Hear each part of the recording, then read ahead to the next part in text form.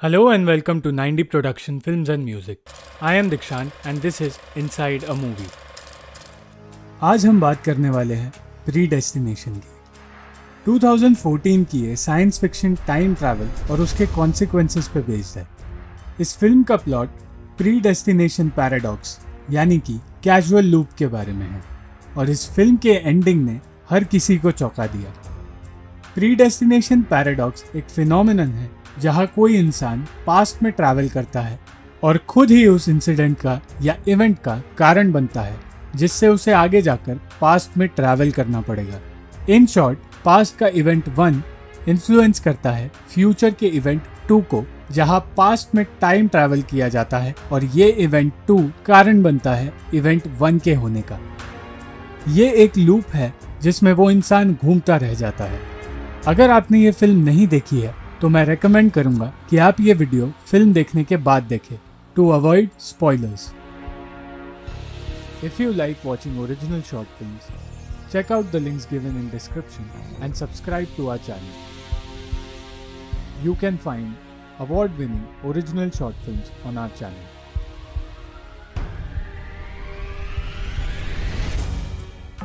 इस फिल्म में 2 प्लॉट्स या ट्रैक्स दिखाए गए हैं। एक प्लॉट ईथन हॉक के बारे में है जो एक टाइम ट्रैवल एजेंट है और एक टेररिस्ट को रोकने की कोशिश कर रहा है, और दूसरा प्लॉट है सारा स्नूक का जो एक ऑर्फन है और ये प्लॉट उसके स्ट्रगल्स के बारे में है क्योंकि वो दूसरों से अलग है। फिल्म की शुरुआत होती है जहां हमें दिखता है कोट और हैट पहना हुआ एक आदमी जो एक टाइम बॉम्ब डिफ्यूज करने जा रहा है।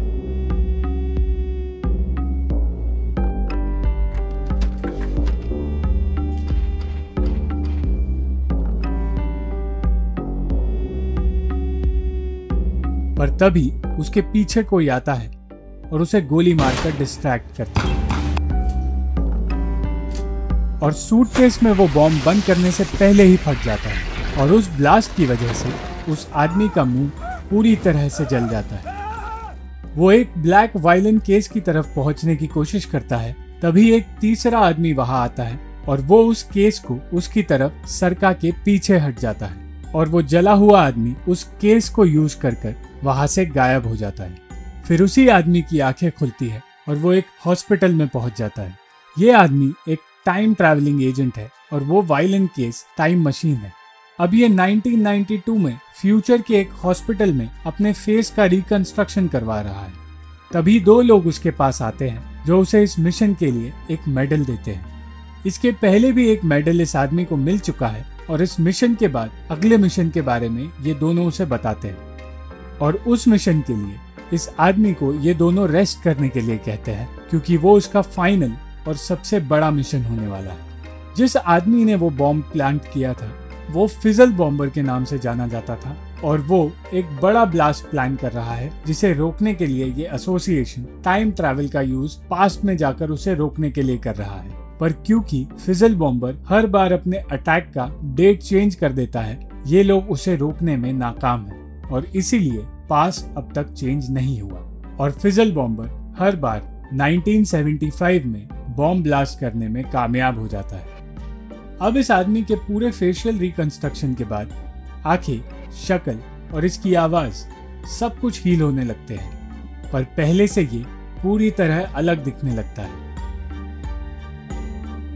इसके बाद पूरी तरह ठीक होने के बाद ये एजेंट अपने मिशन के लिए रेडी होता है और 1970s के न्यूयॉर्क में एक बारटेंडर की नौकरी करने जाता है। ये एजेंट एक टेप रिकॉर्डर में अपने हर मिशन के बारे में और अपने काम के बारे में कुछ रिकॉर्ड करता है जो ये बाद में सुनता है। इस बार में वो एक कस्टमर से मिलता है जिसका नाम जॉन है। जॉन से बात करते करते उसे पता चलता है कि जॉन एक राइटर है जो कन्फेशन आर्टिकल्स लिखता है द अनमैरिड मदर के नाम से, और इस नाम के पीछे की कहानी वो उस बारटेंडर को बताता है। जॉन एक फीमेल पैदा हुआ था जिसका नाम जेन था। वो एक अनाथ आश्रम में पैदा हुई थी। पढ़ाई में वो बहुत अच्छी थी मगर दूसरों से अलग थी। उसे दूसरों के साथ घुलने मिलने में थोड़ी तकलीफ होती थी। बड़ी होते होते जेन डिसाइड करती है कि अगर उसके बच्चे हुए तो वो एक अच्छे घर में अच्छी फैमिली के साथ जिएंगे, और इसीलिए वो हर कैजुअल रिलेशनशिप को अवॉइड करती रही।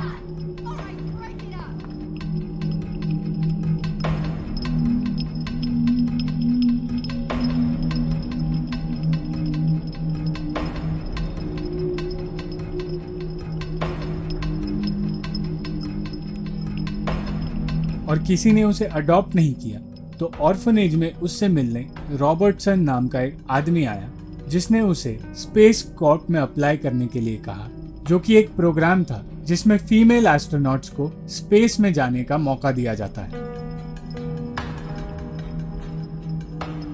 मेंटली और फिजिकली स्ट्रांग होने के अलावा जेन हर टेस्ट में टॉप कर रही थी।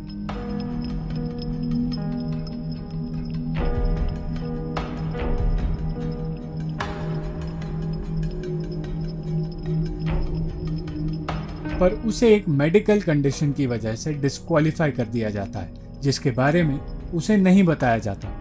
पर रॉबर्टसन जेन में और उसके कंडीशन में काफी इंटरेस्टेड था, क्योंकि जेन एक एक्सीलेंट स्टूडेंट थी और वो जेन से प्रॉमिस करता है कि वो उसके लिए कुछ करेगा। इसके बाद जेन एक नई जगह शिफ्ट हो जाती है और हाउस हेल्पर की नौकरी करने लगती है। वो दिन में जॉब और रात में स्कूल जाती है, जहां वो नॉर्मल लोगों की तरह रहना सीखती है, जो उसके लिए इजी नहीं होता।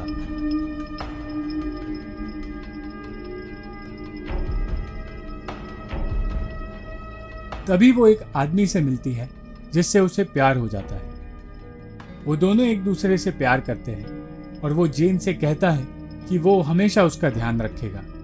पर फिर अचानक एक रात वो आदमी गायब हो जाता है।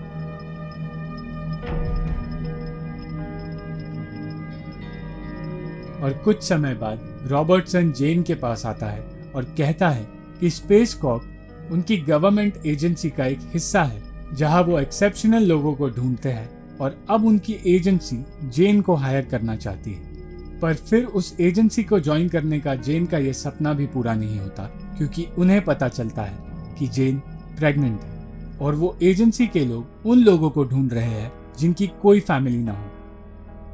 सिजेरियन ऑपरेशन होने के बाद डॉक्टर जेन को बताता है कि उसे बेटी हुई है और वो हेल्दी है, पर फिर उसे वो बताता है कि जेन दूसरों से अलग है। और सर्जरी के वक्त उन्हें पता चला कि जेन की बॉडी में फीमेल और मेल दोनों के ऑर्गन्स मिले थे, और सर्जरी की वजह से फीमेल ऑर्गन्स डैमेज हो गए और डॉक्टर्स को वो निकालने पड़े। पर जेन के मेल ऑर्गन्स बच गए। कुछ और सर्जरीज के बाद उसके मेल ऑर्गन्स पूरी तरह से डेवलप हो जाएंगे और जेन एक आदमी बनकर जी पाएगी। ये सुनने के बाद एक बार के लिए जेन रोने लगती है, पर फिर वो इस चीज को एक्सेप्ट कर लेती है। वो अपनी बेटी को जेन नाम देती है, क्योंकि वैसे भी कुछ दिनों में आदमी बनने के बाद वो अपना नाम बदलने ही वाली है। पर फिर एक रात उसके बच्चे को कोई आदमी आकर उठाकर ले जाता है। पुलिस केस फाइल करने के बाद भी वो आदमी और जेन नहीं मिलते। इसके बाद जेन पूरी तरह से एक आदमी बन जाती है और तब से वो जॉन बनकर जी रही है। इसके बाद जॉन की एक आदमी बनकर स्पेस कॉर्प में जाने की कोशिश भी नाकाम हो जाती है।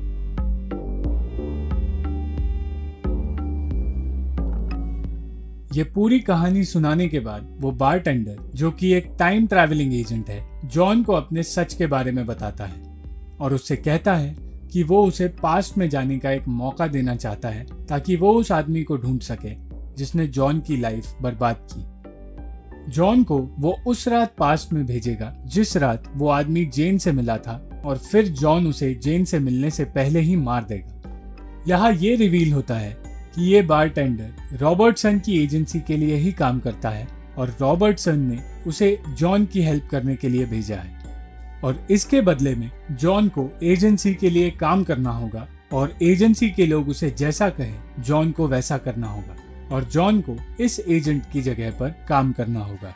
जॉन मान जाता है और वो पास्ट में 1963 में जाता है, उसी रात जिस रात वो आदमी जेन से मिलने वाला है। वहां उस आदमी का वेट करते करते वो जेन से टकराता है।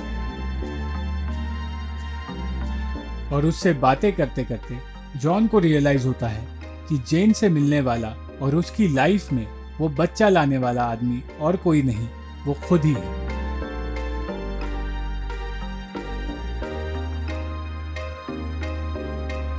वहीं दूसरी ओर वो एजेंट 1970 न्यूयॉर्क में ट्रैवल करता है, जहां वो उस जले हुए आदमी की मदद करता है जिसे हमने शुरुआत में देखा था, यानी कि खुद की मदद करता है।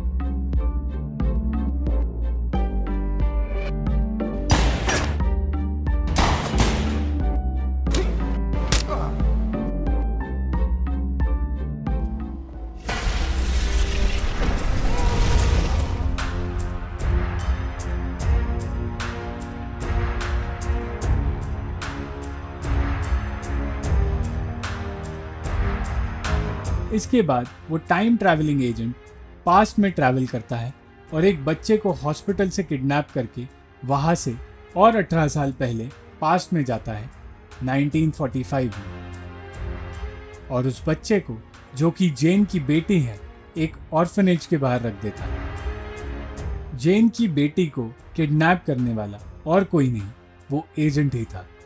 और यहाँ रिवील होता है कि जेन, जॉन और उन दोनों की बेटी जेन एक ही इंसान है। जेन ही खुद की बच्ची और खुद के बच्चे का बाप है।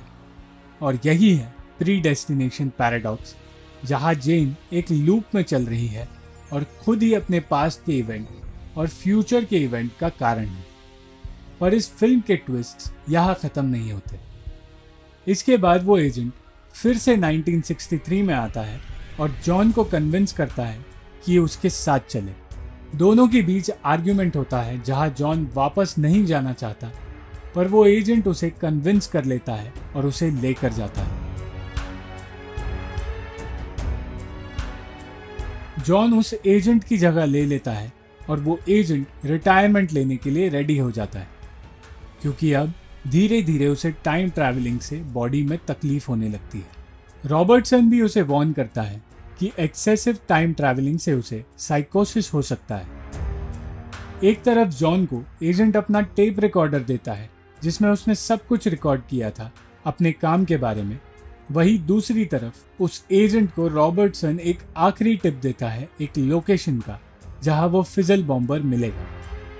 एजेंट उसे ले तो लेता है, पर रॉबर्टसन को कहता है कि वो अब रिटायर करेगा और वो 1975 न्यूयॉर्क में ट्रैवल करता है, जहां अकॉर्डिंग टू रॉबर्टसन उसकी टाइम मशीन बंद हो जाएगी, क्योंकि वो उसका फाइनल डेस्टिनेशन है। पर वो जब घर आता है तो टाइम मशीन बंद नहीं होती और एजेंट को ये समझ आता है कि ये उसका फाइनल डेस्टिनेशन नहीं है और उसका मिशन अब तक पूरा नहीं हुआ।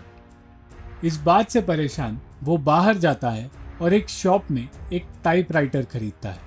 यहाँ पर फिल्म के दो बड़े ट्विस्ट आते हैं। पहला ट्विस्ट ये है कि ये एजेंट ही एक्चुअली जेन है, और दूसरा ट्विस्ट तब आता है जब वो टिप के साथ फिजल बॉम्बर को ढूंढने के लिए उस लोकेशन पर जाता है। वहां ये रिवील होता है कि वो फिजल बॉम्बर इस एजेंट का फ्यूचर है, जिसे एक्सेसिव टाइम ट्रैवलिंग की वजह से साइकोसिस हो जाता है। फिजल बॉम्बर उसे कन्विंस करने की कोशिश करता है कि वो एजेंट उसे ना मारे, ये कहकर कि उसने कुछ लोगों को मारकर और ज्यादा लोगों की जान बचाई है और उसी की वजह से टाइम ट्रैवल एजेंसी बनी है। इस साइकिल को तोड़ने का एक ही तरीका है और वो है उस फिजल बॉम्बर को जिंदा छोड़ना, पर एजेंट उसकी बात नहीं मानता और वो उसे मार देता है।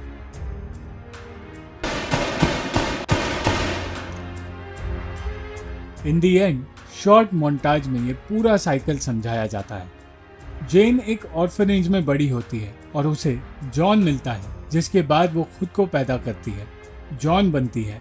टाइम ट्रैवल एजेंसी में एक मिशन में उसका मुंह जलता है और फेशियल रिकंस्ट्रक्शन के बाद वो फिर से पास्ट में जाता है इस साइकिल को कंटिन्यू करने के लिए, जहां वो खुद को जेन से मिलने के लिए कन्विंस करता है और अपने आप को ऑर्फनेज में छोड़ने के बाद वो खुद के फ्यूचर सेल्फ को मारता है।